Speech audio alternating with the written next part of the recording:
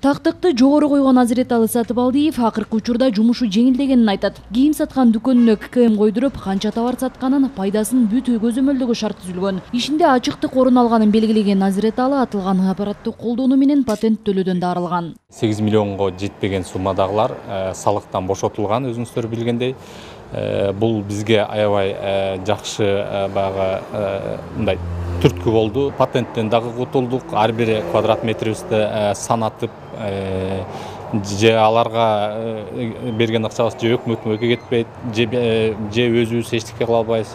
Бул жерден аябай эле баягы прогрессивдүү иш-чара болду ККМ боюнча. Бул өтө оңой экен. Мисалы, продажа кадимкидей эле мобилдик телефондор сыяктуу эле ошондой эле колдоно беребиз. Бияка позицияларды киргизебиз. Мисалы, шым болсо шым, көйнөк жана башка прочилерди киргизе беребиз.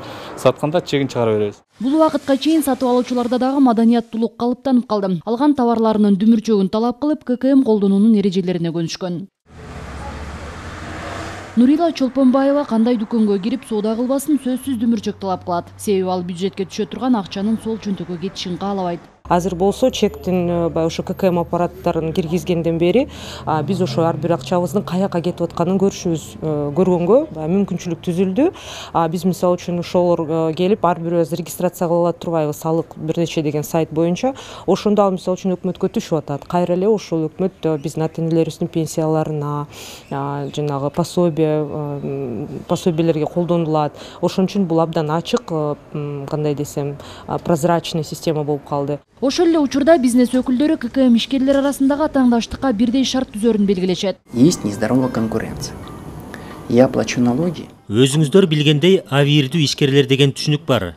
Бүгүнкү күндө ыктыярдуу түрдө салык төлөгөн, ошол эле учурда андан качкан ишкерлер бар. Бул жерде калыстык болбой калууда. Ошондуктан ККМди киргизүү керек. Бул товарлардын кыймылын, аларды эсепке алуу үчүн керек. Көмүскө экономикадан чыгуунун бирден бир куралы десек болот. Бүгүнкү күндө атылган аппаратты дүйнөдөгү мамлекеттердин 70% колдонот. Кошуна өлкөлөрдө көз карандысыздыкка ээ болгон жылдардан бери киргизиле баштаган. Себеби аларда дагы көмүскө экономиканын көрсөткүчү 80ге чейинки пайызды түзөт. 70%га кирбеген өлкө 30% өлкөлөр, аларда атайын салыктык режимдер бар.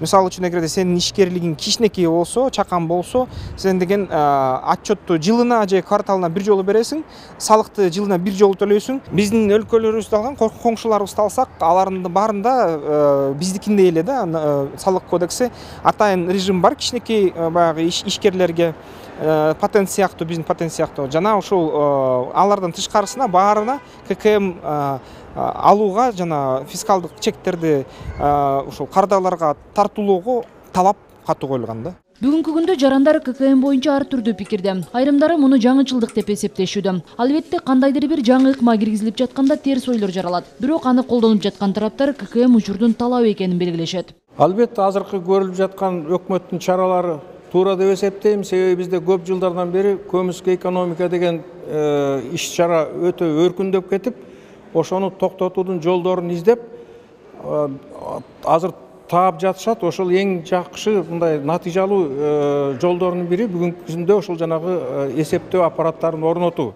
У нас ККМ стоит со дня открытия магазина, мы не против него, нас все устраивает по его работе. То, что люди некоторые пугаются ККМ, сложностей никаких с ним нету. С ним прекрасно работать, все замечательно.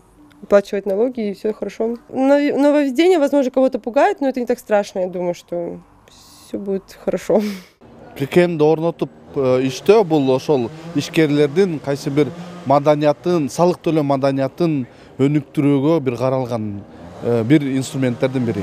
Өлкөдө ККМди киргизүү жаңыдан башталганына карабай натыйжасын берүүдө. 5 айда мамлекеттик бюджетке 60,8 миллиард сом салык жыйналып, былтыркы жылдын ушул мезгилине салыштырмалуу 22,4 миллиардка көп болду. Учурда 49 миңден ашык ККМ колдонулууда. Ага каршы болгон тараптар менен министрлер кабинетинин төрагасы Акылбек Жапаров жолугуп, учурда бизнес өкүлдөрүнүн талаптары иликтенип жатат. Айпери Самат кызы, Сентура Бакеев, Ала 24.